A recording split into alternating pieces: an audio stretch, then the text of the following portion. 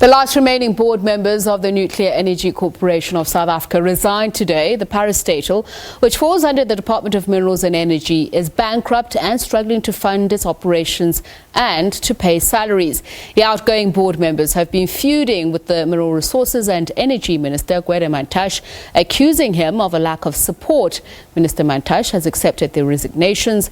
His office says he already has a list of new board members he wants to appoint and will be presenting it to Cabinet for approval at its next sitting. The South African Union of Students has encouraged the class of 2019 to make TVET colleges their institutions of choice. It says technical and vocational education and training shouldn't be reserved for those who got only higher certificates. The union says even those who qualify for bachelor degrees should choose TVETs.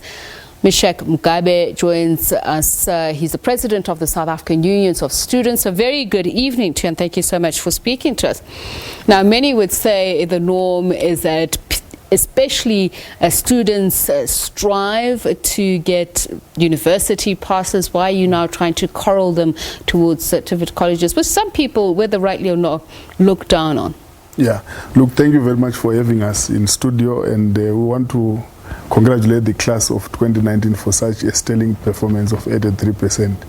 But the reality is that whilst they are celebrating performance, the demand is very high and spaces that are available are very few in our institutions of higher learning. I can give you a breakdown a little bit.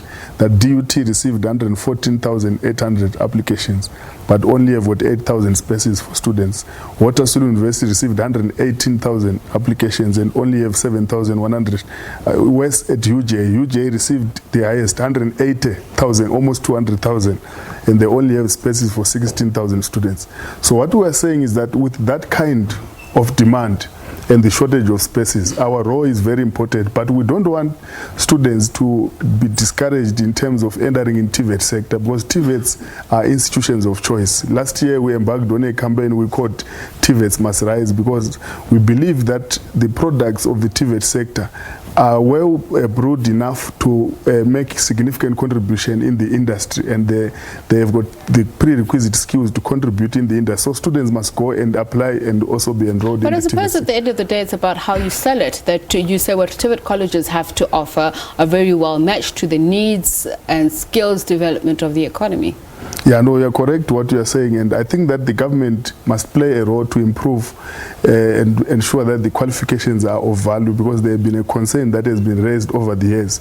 But we believe that the work that is being done by the department to ensure that the qualifications well accredited, to avoid the situation whereby you graduate with a qualification that will not have value. So a work is being done, and we are believing as we speak now that the 50 TVET colleges that we have are able to enroll a lot of our students. I want to go back to the issue of the disproportionate number of applications that we see, especially at universities. Yeah. That is something that has happened for quite some time now. Yeah. Government has spoken to that challenge, and that is trying to address it. It's not only capacity in terms of accommodation, but in the classes as well, including the lecturers who will be, teaching the curriculums to these students. So what can be done to improve this? So building more universities cannot be an answer in itself. Yeah, look, before you focus on building more universities, we must improve the ones that we have, ensure that they have got enough capacity.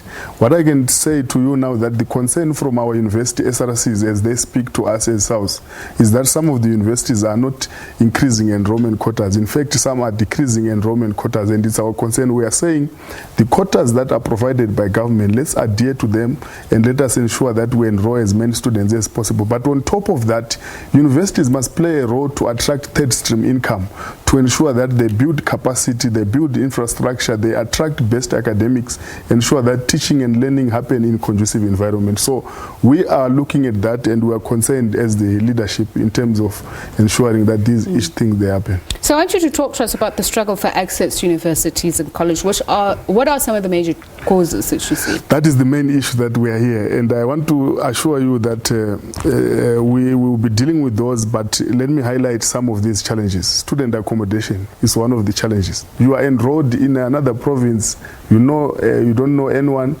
and you are registered but you don't have accommodation, you might end up dropping out. You see, that is the crisis, that there is no university that is able to offer all its students accommodation. That is the crisis we have. But on top of that, this year we have got a serious crisis of accreditation. It has not been handled properly, and many of our students who stay off campus might end up not being able to receive their allowances, accommodation allowance, meal allowance, transport allowance, and it's a big concern, and which SRCs are already agitated. As we speak, if I can tell you, University of Limpopo is already protesting for a number of issues, including free registration. UNISA Durban campus is already protesting now. University of Venda is already protesting. And we are saying that the Department of Higher Education must look at these challenges that are associated with registration, including funding issues. If you accept walk-ins but you don't allow NSFAS to reopen for those new students, where do you expect them to get funding? Which is what I was going to say, that NSFAS is not a panacea to this problem, especially when we talk about funding. Accessibility, from that point of view, is the major stumbling block. So how do we fix it as a country? Yeah, it's not... Because that pipe dream, by the way, that has been sold to us, that free education has become a reality, many people know that is simply not true. Yeah, those who are not in the sector will not understand those, because, for example, the missing middle students are not accommodated by NSFAS.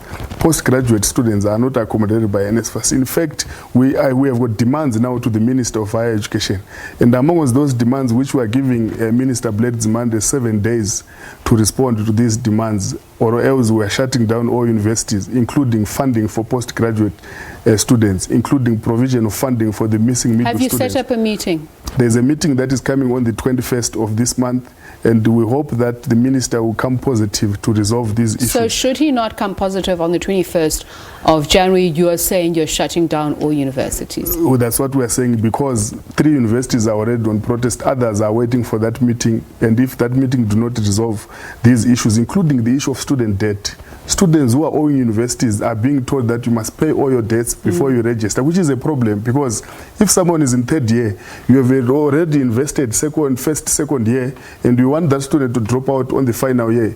It's not fair, and we cannot allow that as student leadership. Is UNISA one of the universities that you singled out for this? I know you put out a press statement accusing them of being unprofessional, etc. Yeah, UNISA have got a big problem, and I can tell you students from UNISA are being excluded from allowances. We had a meeting yesterday with the SRC of UNISA, and they are telling us that things are not well, because remember, the higher education sector is evolving. UNISA is no longer attracting people who are in what is called distance learning. They are now attracting students the same as other universities, students who need accommodation allowance, students who need food allowance like any other students, students who need book allowance like any other, because UNISA is growing and it's changing over time.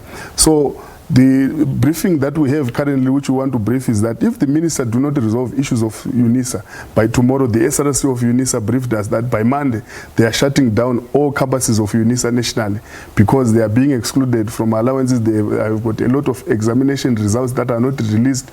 They have got issues of buildings that are not being attended properly, and a number of issues that are affecting students at UNISA. But not only UNISA, all other institutions, there are issues that we are raising. At University of Venda, students are demanding free registration. Remember, University of Venda is a historically black university, like any other historically black university. They attract students from poor and vulnerable background, the working class background. That registration money is very much exorbitant. They will not afford it. We are demanding that the minister must issue an instruction that there must be free registration for poor students. There must be free registration for the working class, those students who will not be able to pay for registration fee. Waving the red flag there is SAUS President, the South African Union of Students President, Meshack Mugabe, and of course we will follow up with the Minister of Higher Education. Thank you very much for joining us. Thank you very much.